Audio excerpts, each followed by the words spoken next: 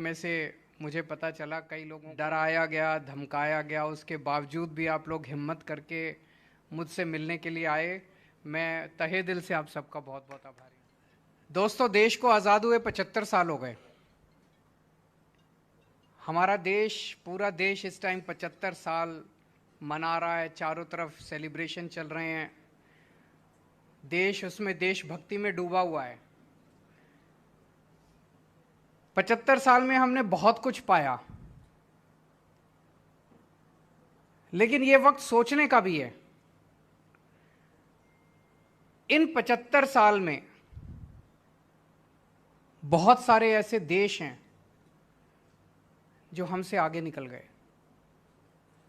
Singapore 60s के अंदर, Japan और जर्मनी सेकेंड वर्ल्ड वॉर में पूरी तरह से तहस नहस हो गए थे, बर्बाद हो गए थे दोनों। वो हमसे आगे निकल गए। ऐसे बहुत सारे देश हैं जो इन 75 साल में हमसे आगे निकल गए। हम पीछे क्यों रह गए?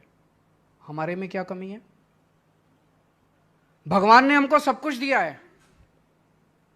भगवान ने, मैं हमेशा कहता हूं, जब पृथ्वी की रचना की तो भगवान ने सबसे खूबसूरत और सबसे अच्छी जगह भारत को बनाया।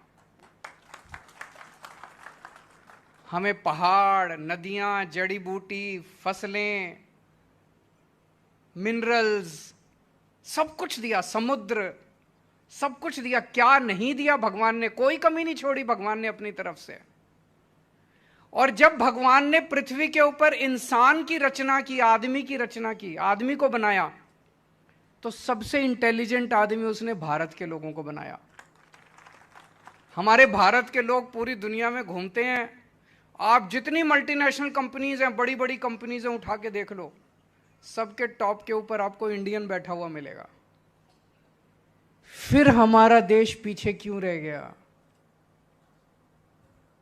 गुजरात के लोग उद्यमी हैं, इंडस्ट्रियलिस्ट हैं, व्यापारी हैं, मेहनती हैं, व्यापार करना जानते हैं, इंडस्ट्री चलाना जानते हैं। पूरी दुनिया में जब जाते हैं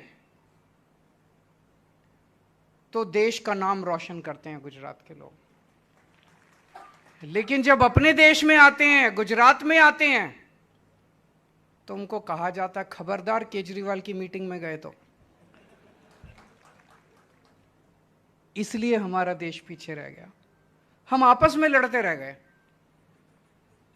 हम गंदी राजनीति का हिस्सा बन के रह गए। अगर इन्हीं लोगों के भरोसे देश छोड़ दिया तो दोस्तों 75 साल और पीछे रह जाएंगे। अब जरूरत है, देश के लोगों को खड़ा होना पड़ेगा। 130 करोड़ लोगों को खड़ा होना पड़ेगा। इस देश को लोग आगे लेके जाएंगे, नेता और पार्टियां आगे लेके नहीं जाएंगी। हमारे पास बेस्ट इंजीनियर हैं, बेस्ट डॉक्टर हैं, बेस्ट बिजनेसमैन हैं, बेस्ट किसान हैं, बेस्ट प्रोफेशनल्स हैं, बेस्ट वकील हैं, बेस्ट डॉक्टर हैं। फिर भी हम पीछे क्यों हैं? इसलिए कि हमारे देश की राजनीति बहुत खराब है। इस राजनीति को ठीक करना पड़ेगा। दिल्ली के अंदर हम लोगों ने 5 साल के अंदर, पहले मैं भी एक आम आदमी हूं, मैं कभी जिंदगी में नहीं सोचता था मैं राजनीति में आऊंगा। किस्मत ने ऐसा पलटा खाया कि लोगों का प्यार मिला, किस्मत पलटी और दिल्ली का मुख्यमंत्री बन गया। पहले मैं सोचता था कि कुछ ज्यादा ही मुश्किल होता होगा सरकार चलाना, जो समस्याएं समाधान नहीं हो रहा। मैं दिल्ली की झुग्गियों में काम किया करता था पहले। उसके पहले इनकम टैक्स में कमिश्नर था। कमिश्नर की नौकरी छोड़ दी। कमिश्नर की नौकरी छोड़ के मैं दिल्ली की झुग्गियों में काम करने लगा। झुग्गियों में मैं देखता था गरीब लोग सरकारी स्कूल में बच्चे भेजते हैं। सरकारी स्कूलों का इतना बुरा हाल था। सरकारी अस्पताल में इलाज कराने जाते हैं, सरकारी अस्पतालों का इतना बुरा हाल था। मुझे लगता था यार 70 साल हो गए देश को आजाद हुए, ये सरकारें बेचारी कोशिश तो कर रही हैं, हो नहीं पा रहा होगा इनसे। जब दिल्ली में हमारी सरकार बनी, हमने 5 साल में सरकारी स्कूल ठीक कर दिया। अभी पूजा जी बोल रही थी, दिल्ली के सरकारी स्कूल 5 साल में इतने शानदार कर दिए। दिल्ली के सरकारी अस्पताल 5 साल में इतने शानदार कर दिए। सरकारी अस्पताल, आजकल दिल्ली में लोग फोर्टिस में और मैक्स में नहीं जाते, सरकारी अस्पताल में जाते हैं अपना इलाज कराने के लिए। तो फिर मेरे को लगने लगा यार ये तो धोखा हो गया देश के साथ। हो तो सकता था, स्कूल भी ठीक हो सकते थे, अस्पताल भी ठीक हो सकते थे, व्यापार भी ठीक हो सकता था, इंडस्ट्री भी ठीक हो सकती थी, सड़कें भी बन सकती थी, बिजली भी ठीक हो सकती थी, पानी भी ठीक हो सकता था। 70 साल में इन्होंने धोखा दिया हम लोगों को। 70 साल में इन लोगों ने जानबूझ के हमें पिछड़ा रखा है।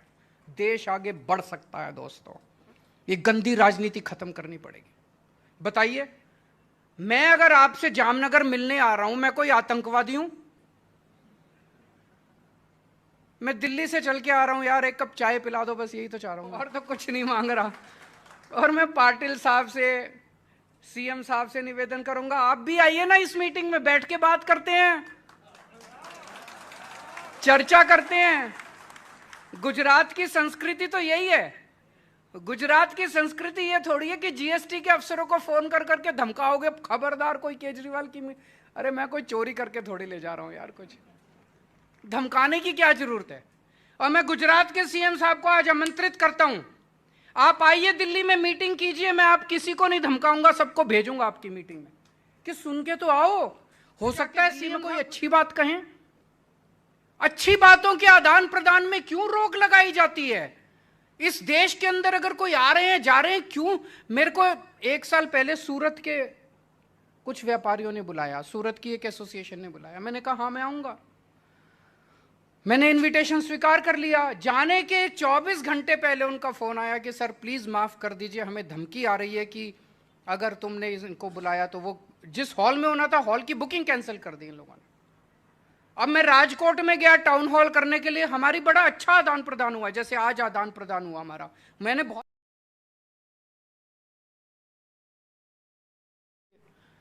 तो ये विचारों के आदान प्रदान से ही तो आगे बढ़ेंगे, ऐसे रोकने से थोड़ी आगे बढ़ेंगे।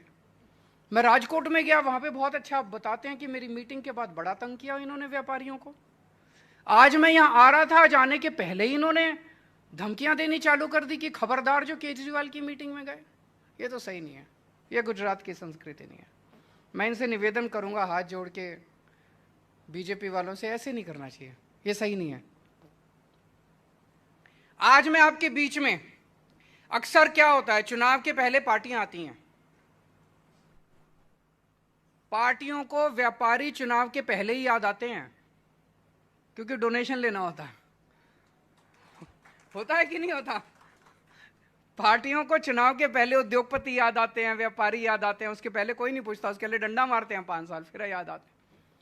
मैं आपसे डोनेशन लेने नहीं आया, मुझे डोनेशन नहीं चाहिए। आपको सबको, गुजरात के व्यापारियों को, गुजरात के उद्योगपतियों को, गुजरात के विकास में पार्टनर बनाने के लिए आया हूं। आम आदमी पार्टी की सरकार बनेगी तो आपको पार्टनर की तरह ट्रीट किया जाएगा। हुक्म आप देंगे, सरकार उस हुक्म को लागू करेगी। एक अंग्रेजी में कहावत है, द वेयरर नोज। पता है कि समस्या क्या है। सरकार में बैठे हुए लोगों को, बाबू को या मंत्री को थोड़ी पता है कि समस्या क्या है। और इतने किस्म किस्म के व्यापार, किस्म किस्म के उद्योग हैं, सरकार को सब कुछ थोड़ी पता होता है। आप निर्णय लेंगे, हम उसको लागू करेंगे। एक चीज है, दिल्ली के अंदर जब हमारी सरकार बनी थी नई नई, 2013 में, 2014 में, उस टाइम कहा जाता था कि दिल्ली के व्यापारी बीजेपी का वोट बैंक है। आज 7 साल हो गए दिल्ली में सरकार चलाते चलाते, हमने किसी भी बीजेपी के व्यापारी को जानबूझ के रेड तो मारना बंद ही कर दिया, रेड राज बंद कर दिया। जीएसटी की कोई रेड नहीं होती है दिल्ली के अंदर, अब किसी किस्म की कोई रेड नहीं होती है। लेकिन किसी भी बीजेपी के व्यापारी को हमने परेशान नहीं किया। आप फोन करके पूछ लीजिए, हमने व्यापारियों का दिल जीता है, अपने आचरण से, अपनी नीतियों से हमने व्यापारियों का दिल जीता है। आप फोन करके पूछिए दिल्ली के किसी व्यापारी को, अगर वो केजरीवाल गंदा आदमी है, मुझे वोट मत देना। ये बड़ी बात बोल रहा हूं मैं। आपके बहुत दोस्त रिश्तेदार रहते होंगे दिल्ली के अंदर, अगर कोई दिल्ली का आदमी ये कह दे केजरीवाल गंदा आदमी है, गंदा काम कर रहा है, मुझे वोट मत देना। पिछली बार 2020 के चुनाव में मैंने दिल्ली की जनता को बोला था कि अगर आपको लगता है 5 साल में मैंने काम नहीं किया तो मुझे वोट मत देना। मुझे नहीं लगता 5 साल काम करने के बाद किसी भी नेता की इतनी हिम्मत होती है कि अपनी जनता के बीच में जाके ये कह सके कि अगर मैंने काम नहीं किया तो मुझे वोट मत देना। मैं आपसे पूछना चाहता हूं, आप 27 साल से यहां पे भारतीय जनता पार्टी का राज है। आज मैंने आपसे विचारों का आदान प्रदान किया, आपने मुझे इतनी सारी बातें बताई, उस पर अभी गौर करूंगा मैं। कभी बीजेपी वालों ने बैठ के आपसे इस तरह से बातचीत की? आपकी बातें सुनी, आपकी समस्याएं सुनी? मुझे लगता है भाषण ही देके चले गए होंगे। जब भी आपको बुलाया होगा वो भाषण देते हैं, आप सुनते हैं और आप निकल जाते हैं। ये सुनना बहुत जरूरी है। जनतंत्र है, जनता का शासन है, जनता की समस्याएं सुनेंगे नहीं तो पता कैसे चलेगा। अभी लट्ठा कांड हुआ, कई लोगों की मौत हुई। कहते हैं कि गुजरात में नशाबंदी है, शराब बंदी है। खुलेआम शराब मिल रही है कि नहीं मिल रही है? बताते हैं, फोन पे फोन करो, घर पे डिलीवर होती है। कोई दारू बता दो, कोई दारू का ब्रांड बता दो। फॉरेन लिकर चाहिए, देसी दारू चाहिए, जो चाहिए वो कहते हैं कि बड़े आराम से मिलती है। हजारों हजारों करोड़ का धंधा है। किसका है ये? कौन चला रहा है? कौन मास्टरमाइंड है इसका?